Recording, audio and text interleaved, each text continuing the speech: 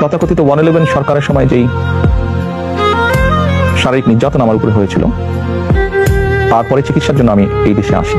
আমি যখন এখানে আসি, আমার ভাইকে আমি রেখে এসেছিলাম, ছোট ভাইকে। আমি যখন এই দেশে আসি, আমার সুস্থ মাকে আমি রেখে এসেছিলাম। একটি ঘর রেখে এসেছিলাম, যেই ঘরে আমি এবং আমার ছোট ভাই বড় হয়েছি, যেই ঘরে আমার বাবার স্মৃতি ছিল, যেই ঘরে আমাদের 2 ভাইয়ের সন্তানরা জন্মগ্রহণ করেছিল, যেই ঘরে আমার মায়ের বহু স্মৃতি ছিল।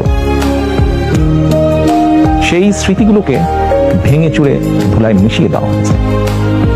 যে ভাইকে আমি রেখে এসেছিলাম, সেই ভাই এখন আর নেই।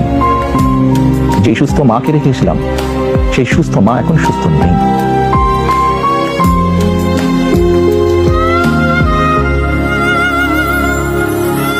মালয়েশিয়ার ইউনিভার্সিটি মালায়া হাসপাতালে হৃদযন্ত্রে ক্রিয়া বন্ধ হয়ে মারা যান কোকো।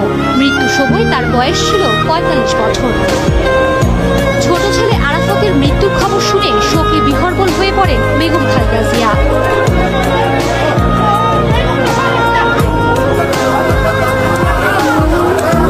পরিবারের সদস্যদের শেষবার দেখার জন্য কোকোর কফিন ওই ঘরে রাখা হয় প্রায় 1 ঘন্টা।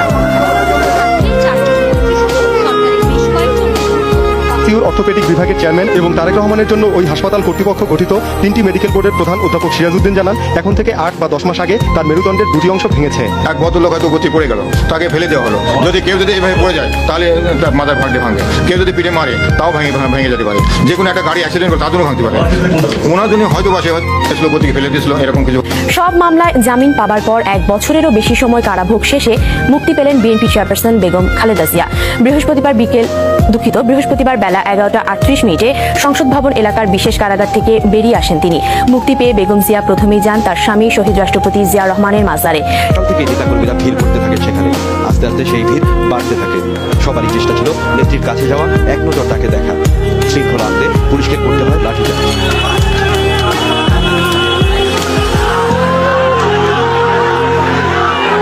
একসময় দলীয় কার্যালয়ে হাজির হন খালেদা জিয়া। দীর্ঘদিন পর নেত্রীকে কাছে পেয়ে উল্লাসে ফেটে পড়ে নেতাকর্মীরা। 1 বছর ধরে তালাবদ্ধ নয়াপল্টনের কার্যালয় ফিরে পায় প্রাণ। কথা বলার এক পর্যায়ে তারেক রহমানের প্রসঙ্গ আসতেই কান্নায় ভেঙে পড়েন বেগম জিয়া। জানান, সুস্থ না হওয়া পর্যন্ত রাজনীতি থেকে বাইরে থাকবে তারেক। আপনারা জানেন, আমি তারেক রহমানকে দেখে এসেছি এমন অবস্থায়।